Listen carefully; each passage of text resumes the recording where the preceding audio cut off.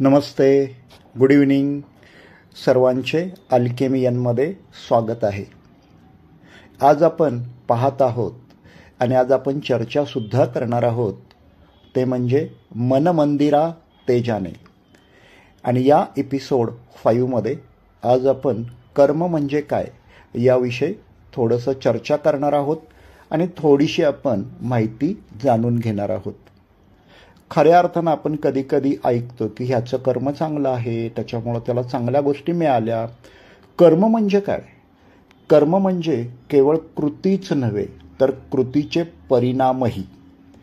कृतीचा परिणाम ही खरोखर वेगळी गोष्ट नाही, तो कृतीचाच एक भाग आहे आणि त्यातून तो विभागला जाऊ शकत नाही. श्वास घेणे, विचार करणे, बोलणे, पाहणे, ऐकणे, खाणे इत्यादी कर्म आहेत. विचार करणे हे मानसिक कर्म आहे. कर्म म्हणजे वर्तमान जन्मात आपल्या कृतींची बेरीज. कोणतेही कृत्य, कोणताही विचार ज्यामुळे परिणाम होतो त्याला आपण कर्म म्हणतो. कर्माचा नियम म्हणजे कार्यकारणाचा नियम. जिथे कारण असेल तिथे प्रभाव निर्माण झाला पाहिजे. बीज हे झाडासाठी एक कारण आहे जे परिणाम आहे. झाड बिया निर्माण करते आणि बियांचे कारण बनते. माणसाचा स्वभाव तिप्पट असतो. तिप्पट म्हणजे माणसाचा जो स्वभाव असतो, माणसाचं जे मन असतं ते 3 गोष्टींनी बनलेलं असतं.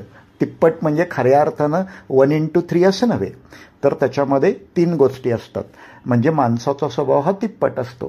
त्यामध्ये इच्छा, इच्छा म्हणजे इच्छा आणि भावना, ज्ञान, ज्ञान म्हणजे जाणणे, आणि क्रिया, क्रिया म्हणजे इच्छा, यांचा समावेश होतो. स्वभावाला खुर्ची, झाड इत्यादी वस्तू माहीत असतात. त्याला आनंद आणि दुःख जाणवते. स्वभाव हे करू इच्छिते किंवा ते करू नये हे स्वभावाला कळते. कृतीच्या मागे इच्छा आणि विचार असतात. एखाद्या वस्तूची इच्छा मनात निर्माण होते, मग ते कसे मिळवायचे याचा विचार मग आपण करू लागतो.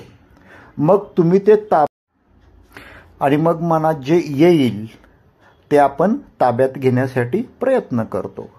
इच्छा, विचार आणि कृती ह्या 3 गोष्टी नेहमी एकत्र असतात.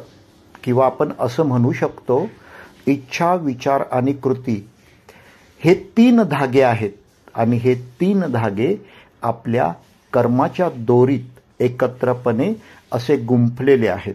हे आज आपण लक्षात ठेवलं पाहिजे. म्हणजे कर्माच्या दोरीमध्ये इच्छा आहे, विचार आहे आणि कृतीसुद्धा.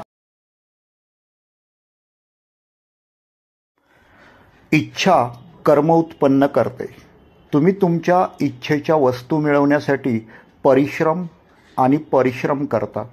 कर्माचे फळ दुःख किंवा सुख म्हणून मिळते.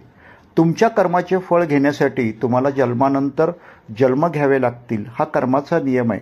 म्हणजे कधी कधी आपण असं म्हणतो की जाऊ दे, ह्या आयुष्यामध्ये आपण चांगली कर्म केली, आपल्याला पुढच्या आयुष्यामध्ये त्याचं फळ मिळेल.